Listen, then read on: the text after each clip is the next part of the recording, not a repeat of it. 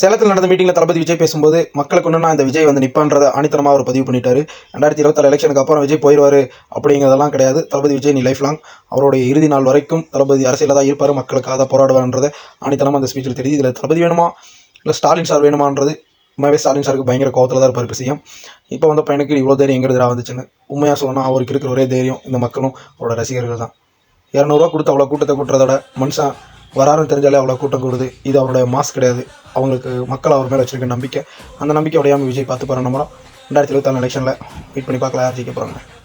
2026 election இப்போ நெருங்கிடுச்சு. அது எல்லா கட்சிகளும் அவங்களுடைய பிரச்சாரத்தை பண்ணிட்டு இருக்காங்க. அதை நம்ம குறிப்பாக நம்ம தளபதி பயங்கர மாசாக பண்ணிட்டு இருக்காரு.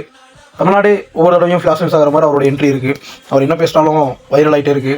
அதுவும் டிஎம்கேவை ரொம்ப பேசிகிட்டு இருக்காரு. ஆனால் என்னன்னா டிஎம்கேவை தகுந்த அப்படி அரசியல் மூலமாக அவங்களோட இதில் மோதாமல் அவங்களோட அதிகாரத்தை வச்சு அதிகாரிகளை வச்சு விஜய்க்கு நெருக்கடி கொடுக்கறனால அவர் அந்த மாதிரி பேசிட்டு இருக்காரு. எப்படி என் கேரியரின் உச்சமான ஒரு இடத்தை கொடுத்திருக்காங்கல்ல.